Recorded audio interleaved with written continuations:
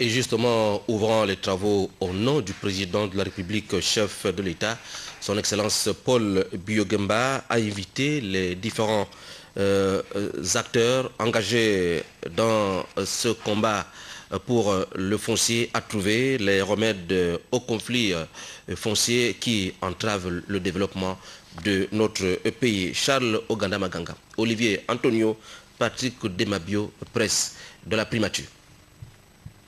Devenu depuis plusieurs années l'un des casse-têtes, voire le tendon d'Achille des gouvernements qui se sont succédés, la problématique du foncier au Gabon à l'origine de la réflexion à laquelle les autorités de la République ont instruit les experts et autres techniciens du secteur depuis ce matin est d'une importance capitale puisqu'intervenant dans un contexte de politique nouvelle marqué par l'ambitieux programme de l'émergence prôné par le président de la République, Ali Bongo Ondimba.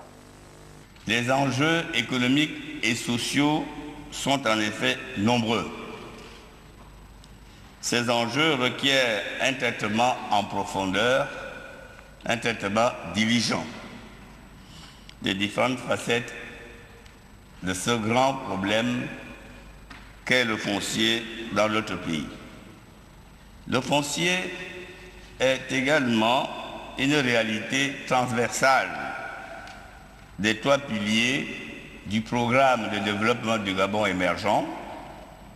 En effet, cette réalité recouvre aussi bien la terre et les ressources naturelles que leur mise en valeur par les investissements publics et privés. Évoquant les difficultés qui entravent la possibilité d'accès à la propriété au Gabon, le Premier ministre a invité les participants à ce conclave à tout mettre en œuvre pour mettre à la disposition des acteurs du domaine foncier tous les outils nécessaires à la facilitation de l'accès à la propriété dans notre pays. La disponibilité des terres n'est pas aussi évidente qu'elle le paraît. Et c'est quasiment un paradoxe pour un pays de 1,5 million d'habitants sur 267 000 km² plein de terre. L'accès à la terre est un véritable problème. Il y a des pays qui ont la même superficie que nous et qui comptent plus de 50 millions d'habitants. Et ces habitants ont un terrain. Or, chez nous au Gabon, accéder à un terrain, même pas viabilisé, relève quasiment du parcours du combattant. Cette situation nous interpelle. Rappelant l'importance des assises qui se sont ouvertes ce matin à Libreville, Paul Biya-Oguemba a dit tout l'intérêt que le chef de l'État, Ali Bongo Ondimba, et le gouvernement dont il a la charge attendent des conclusions qui en découleront pour réaliser les objectifs du programme de l'émergence. Et justement, Paul Biya-Oguemba, le Premier ministre chef du gouvernement, est revenu sur les attentes du peuple gabonais, des conclusions de ce tout premier forum sur le foncier au Gabon. De même, il a rappelé l'intérêt que les autorités de notre pays accordent aux travaux de Libreville. Nous écoutons le Premier ministre chef du gouvernement. Tous les projets industriels, tous les projets agricoles, tous les projets d'habitat, tout au long de ces 40 dernières années, se sont heurtés à l'épineuse question de la disponibilité des terres.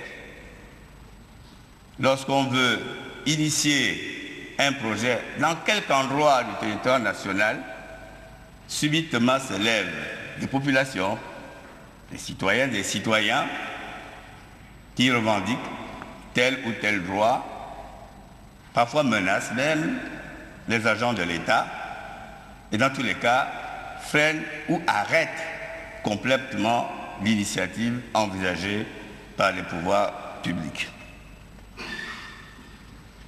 Nous ne pouvons plus continuer dans cette voie.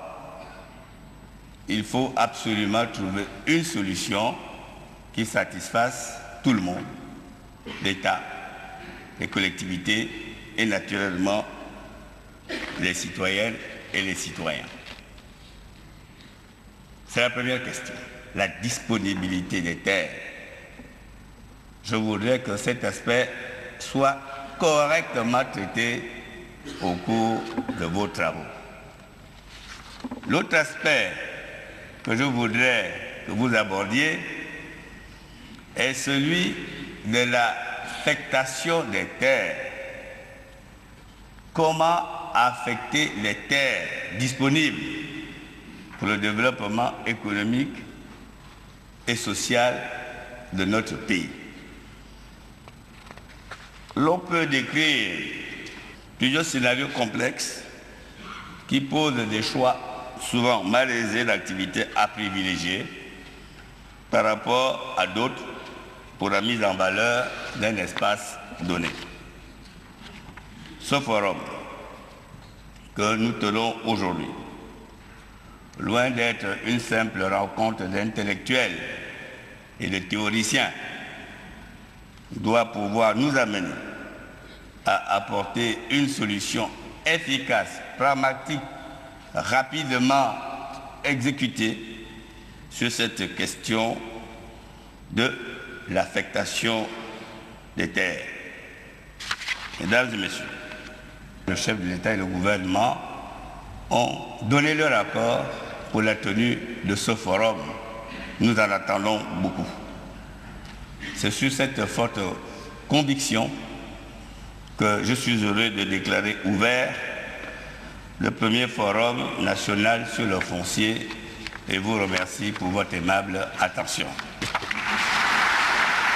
Toujours à la Cité de la démocratie, après 2 jours d'intenses travaux, le séminaire sur les ressources humaines dans le secteur de la route et du transport routier au cours des 50 dernières années, bilan et perspective qui a regroupé plus de 6 pays de notre continent. Les travaux se sont achevés à la Cité de la démocratie. L'économie des travaux avec Basile Buyagou Mikala.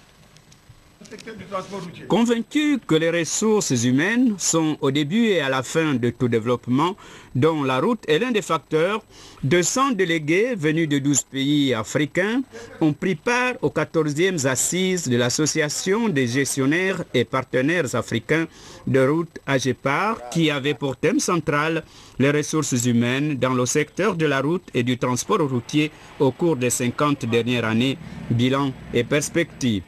Ce forum du donner et du recevoir a pris fin par la lecture des messages et des communications de certains pays participants. Le rapport général a précédé le discours de clôture du ministre délégué en charge de l'équipement qui a apprécié les conclusions auxquelles les séminaristes sont parvenus. Une inversion de la demande de recrutement à partir des besoins plutôt que selon les diplômes à placer. La mise en place d'une classification des emplois de responsabilité. La mise en place d'un processus d'évaluation des besoins à partir des tâches avant de promouvoir des postes applicables à tous les emplois. La création de centres de formation au métier du transport urbain, l'intégration et l'implication des employeurs dans la définition des programmes de formation au profit des acteurs. Au demeurant, les recommandations formulées sont, pour l'essentiel, conformes à la vision de son Excellence Ali Bongo Ondimba, président de la République, chef de l'État.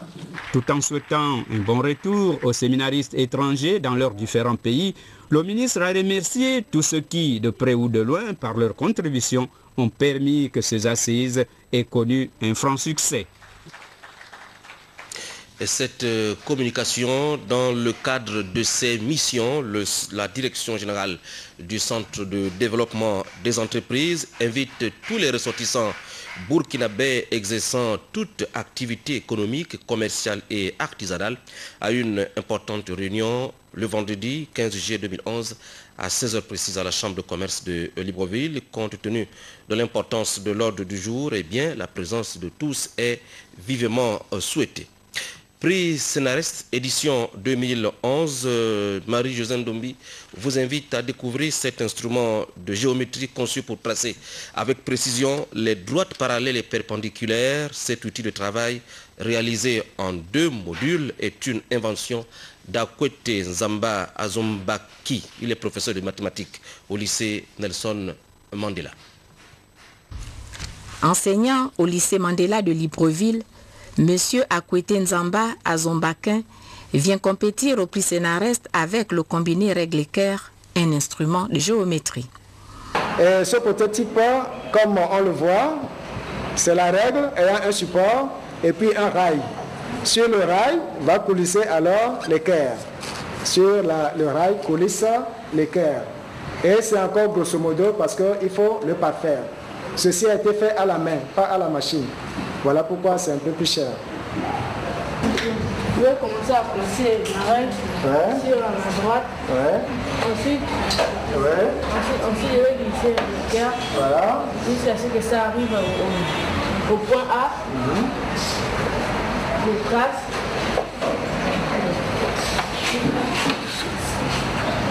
Et je prends la droite.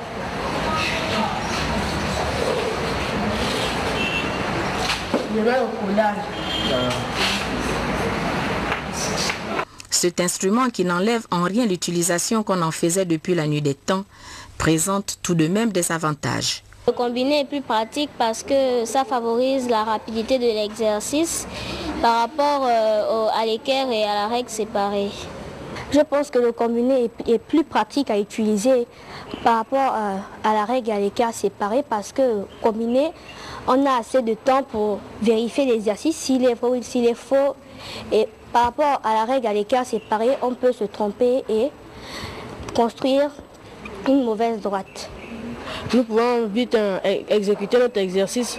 Par contre, avec l'équerre et la règle séparée, on peut se tromper, on peut faire beaucoup d'erreurs. L'instrument de géométrie conçu par Akwete Nzamba Azombakin se présente sous forme de 2 modèles, un pour l'enseignant et un pour les apprenants et autres utilisateurs. Et puis, candidat dans la spécialité sciences expérimentales, le docteur Rodrigue Mitsa Ngema vient de publier les résultats de ses travaux de recherche axés sur les céistostomes, c'est ça, bactéries responsables de la bilharziose. Marie-Josène Ndombi.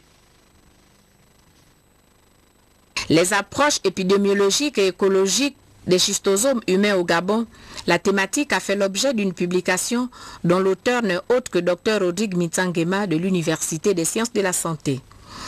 Je travaille effectivement sur la schistosomose. La schistosomose est une maladie importante aujourd'hui. C'est la 2e parasitose au monde après le paludisme. Le Gabon, notre pays, n'est pas épargné.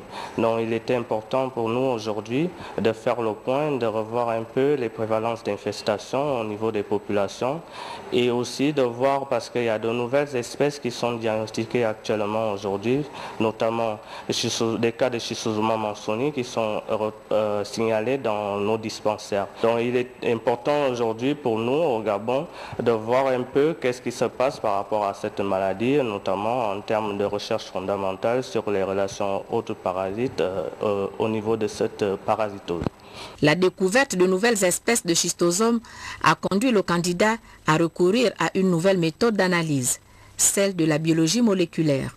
On a choisi dans ces études effectivement d'utiliser de nouvelles méthodes de biologie moléculaire associées aux anciennes diagnostics qui sont essentiellement pratiqués dans les laboratoires nationaux ici et dans la majorité des départements de parasitologie. Donc on a travaillé aussi en collaboration avec une équipe de Perpignan qui est très réputée dans ces sujets. Donc effectivement, les méthodes utilisées dans ce travail sont nouvelles et apportent de nouveaux résultats qui viennent étayer ce qui est dit aujourd'hui par rapport à cette parasitose.